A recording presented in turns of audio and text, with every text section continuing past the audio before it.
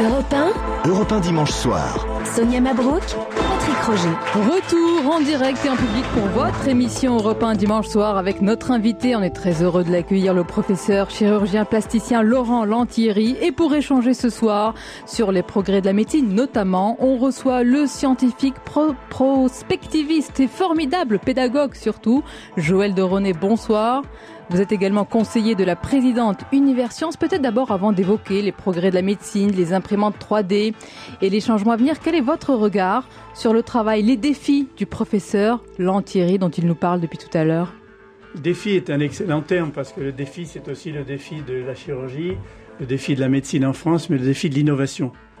Et le défi de l'innovation, au moment où le président de la République va lancer lundi le concours mondial de l'innovation, lundi prochain, au 104, je voudrais dire que l'innovation, souvent, et en particulier les innovations de rupture, celles qui changent tout, sont souvent négligées en France.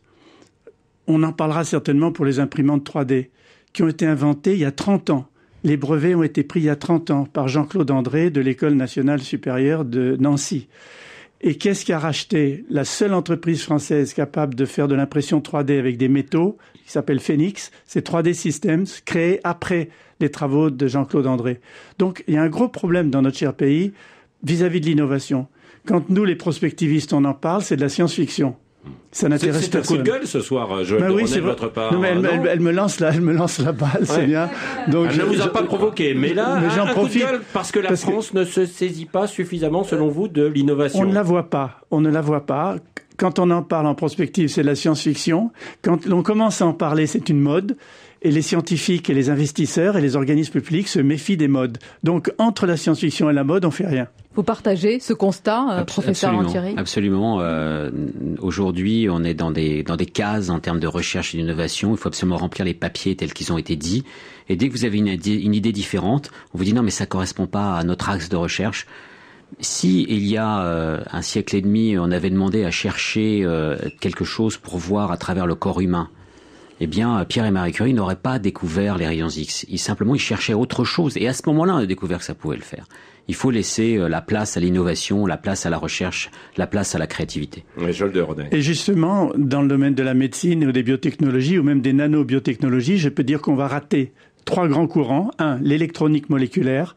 Ça a l'air compliqué, mais l'électronique moléculaire, c'est fabriquer des circuits électroniques avec des circuits souples, parfois biocompatibles. On passe complètement à côté. Deuxièmement, la biologie de synthèse. Le génie génétique, on sait ce que c'est modifier les gènes. La biologie de synthèse, c'est créer des organismes vivants. Donc là, on risque de passer complètement à côté aussi. Et puis, il y a les bio-imprimantes 3D qui vont fabriquer des tissus vivants. Et là, il n'y a aucune entreprise française qui... Pourquoi Alors, on avait l'impression ces derniers mois qu'il y avait une volonté de se saisir de cette balle, notamment des imprimantes 3D. Ah non, ça y est, ça commence maintenant, mais avec du retard. C'est ce que j'ai dit, il y a 30 ans que les premiers brevets ont été pris. Donc on commence maintenant, ça devient un véritable enjeu gouvernemental, c'est dans les 34 projets de Montebourg, les 34 filières, c'est dans le rapport d'Anne Lauvergeon qui sera remis le 2 décembre au président de la République sur Innovation 2030. Donc ça y est, mais c'est déjà tard. Les principales entreprises sont parties où les brevets ont été abandonnés parce qu'on considérait qu'il n'y avait pas de marché. Et donc, on a le savoir-faire en France. Alors, les bio-imprimantes 3D, il y a encore un peu de chance pour y arriver.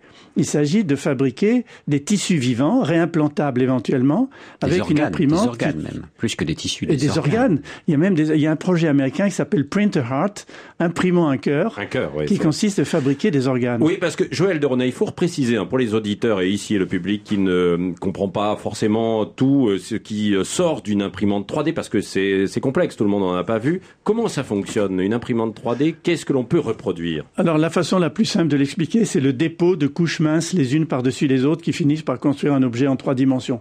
Ça peut être un pot, un flacon, une bouteille, un peigne, des montures de lunettes, etc. Première chose. Maintenant, on peut le faire en céramique, on peut le faire en alliage, on peut le faire en métal, on peut le faire en argent. Et si on peut le faire en argent, on peut notamment imprimer des circuits imprimés sur du papier, faire des transistors électroniques sur du papier ou sur des tissus souples. Alors, pour le biologique, vous savez comment fonctionne une imprimante à jet d'encre. On a de l'encre qui est crachée sur du papier, on en a tous. Là, l'idée, c'est de remplacer l'encre par un milieu nutritif. Ce milieu nutritif contient des cellules qui sont tellement petites, des cellules embryonnaires par exemple, qu'elles peuvent passer à travers le nez de l'imprimante. Si on prend des cellules cardiaques, imaginons, les cellules cardiaques, vous les mettez dans des boîtes de pétri, c'est-à-dire toutes seules dans un milieu nutritif, elles se mettent à pulser. on les voit très bien au microscope. Mais dès que vous les mettez dans l'imprimante 3D, qu'elles sont crachées sur du collagène, par exemple, elles se mettent en 3 dimensions et à ce moment-là, elles se mettent à pulser ensemble. Elles synchronisent leur pulsation.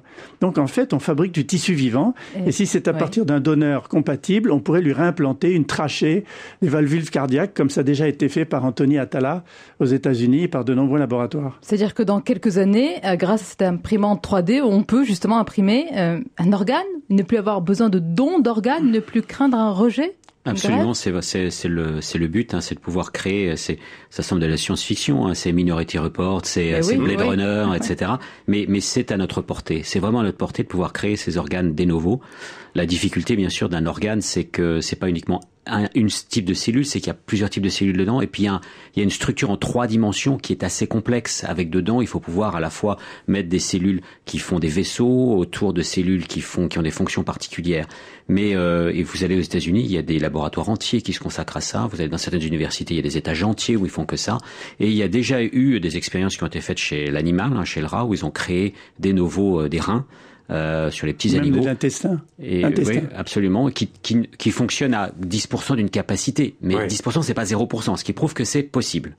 C'est possible là. Joël de René, c'est un monde qui s'en trouve. Un monde nouveau, c'est la médecine régénératrice ou régénérative. On a même fabriqué un mini-cerveau avec des cellules embryonnaires. Et surtout, ce qui est passionnant, c'est que ce mini-cerveau ressemble pas à un grand cerveau humain, mais il s'est structuré par les 3 couches habituelles du cerveau. Et donc, le but aussi, c'est pas seulement de fabriquer des organes par bio-imprimante 3D, c'est de les faire repousser de l'intérieur du corps. Ce qu'on appelle l'organogénèse. Je vous donne un exemple. La salamandre, par exemple, vous lui coupez une patte, elle régénère avec les tendons, les muscles, les nerfs, les vaisseaux sanguins, toute seule. Donc le but, c'est d'utiliser des cellules spéciales, des cellules embryonnaires ou des cellules très jeunes pour reconquérir une matrice qu'elles vont digérer. Et pour notre vie de tous les jours, Joël de René, parce que le public, on a tous les yeux écarquillés, on vous écoute avec attention, mais pour nous-mêmes, est-ce qu'un jour, on pourra avoir notre imprimante 3D? Je vais pouvoir mettre dans mon imprimante, je sais pas, moi, un grille-pain, j'en veux un deuxième, il faut considérer plusieurs domaines, ça va tellement vite. Il faut d'abord considérer le domaine industriel. On va fabriquer des quantités de pièces industrielles, déjà dans l'industrie automobile ou aéronautique.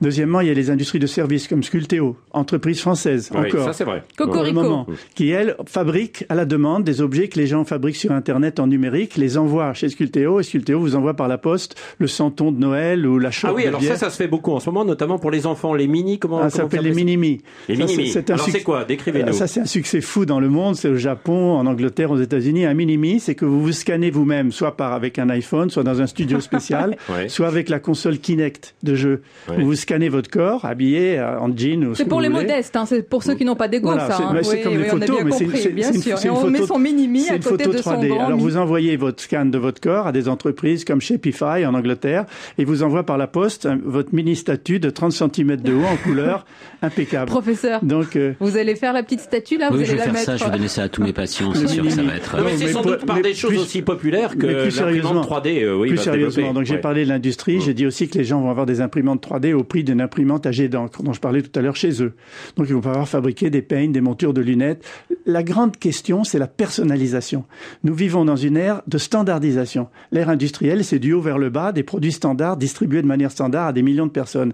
L'ère, maintenant, c'est ce qu'on appelle l'industrie 2.0, c'est du bas vers le haut, c'est la personnalisation. Les gens veulent des produits personnalisés, par exemple changer de monture de lunettes toutes les semaines s'ils veulent, pourquoi pas. Et les imprimantes 3D à la maison vont le permettre. Et puis il y aura des imprimantes 3D de service dans des Photoshop du genre de ceux... Là, la Poste expérimente à partir de cette semaine, donc en Ile-de-France, et ensuite ça va être étendu, si ça fonctionne, à toute la France. Et dans des grandes surfaces. Ouais. Donc à ce moment-là, vous donnez votre truc numérique, donc votre site numérique, vous arrivez avec votre clé USB, vous la donnez à mon mini-mi. Patrick Roger en mini-mi, ça va être magnifique, et vous, Sonia, surtout. Pas de mini-mi. On est déjà il y a quand même une question. Mais peut-être, juste parce que vraiment vous êtes formidable et on partage le même sentiment avec Patrick, vous êtes à l'affût de toutes les nouvelles tendances. Vous avez l'œil qui brille, vous êtes comme un enfant, comme un mini-mi. Mon métier, c'est la prospective, à la fois pour la Cité des Sciences et de l'Industrie ou le Palais de la Découverte, à la fois pour les conseils que je donne. Et vous ne voyez que le progrès, jamais le danger. Mais jamais... Non, je parle aussi beaucoup du risque, évidemment. Par exemple, le risque des imprimantes 3D, c'est les marques déposées. Quand on peut, avec une imprimante 3D, fabriquer des bijoux en argent, puisque l'imprimante 3D fabrique du métal. Donc des bijoux en argent, des colliers, des boucles d'oreilles, et qu'on est en conflit avec des grands bijoutiers ou des bracelets montres ou des ceintures, à ce moment-là, il y a des problèmes incroyables. Sur le plan des bioimprimantes 3D aussi, il y aura des problèmes éthiques très, très importants. Donc, oui, l'homme va-t-il devenir éternel ? Ça, c'est un autre sujet. C'est un fantasme. Une question hautement philosophique. Mais c'est un fantasme depuis Mary Shelley, depuis Frankenstein. C'est de pouvoir changer les organes les uns derrière les autres, ce qui fait qu'on va vivre éternellement. En tout cas, ça va plus loin, probablement. Mais là, déjà, vous savez, toute personne qui naît aujourd'hui, il y a une chance sur deux de dépasser le centenaire. Surtout si c'est une petite fille. Surtout si c'est une petite fille, a des chances de dépasser le centenaire. Sauf que, on voit aussi qu'il y a une régression dans un certain nombre de pays, liée à l'alcool, liée au tabac, liée à la pollution. Donc, c'est pas uniquement les progrès de la médecine qui vont faire quelque chose. Ce qui nous a fait le plus progresser ces dernières années en termes de longévité, c'est le fait de pouvoir manger correctement, de pouvoir se laver les mains correctement. Et il ne faut pas oublier ça. La prévention, c'est les choses qu'il faut faire dans les petites écoles. Et l'important, c'est pas de vieillir vieux, c'est de vieillir jeune. Et là, avec l'épigénétique, qui est une des plus grandes découvertes biologiques de ces 10 dernières années, l'épigénétique, c'est la modulation de l'expression des gènes par son comportement. Nutrition, sport, management du stress, plaisir, réseau social et familial. Vous ne vieillissez jamais, hein. C'est le surf, je crois. J'essaie d'appliquer Racontez-nous, c'est le surf, vous en faites toujours autant? Oui, bien sûr, beaucoup. Mais j'essaie d'appliquer les principes de l'épigénétique. On peut faire quelque chose pour soi. 1, être en meilleure santé. 2, vieillir moins vite. Eh ben, on va l'appliquer dès maintenant. Merci beaucoup, Joël de René, et merci, professeur Laurent Lantieri, d'avoir été notre invité. C'était un plaisir de vous accueillir ce soir. Merci à vous.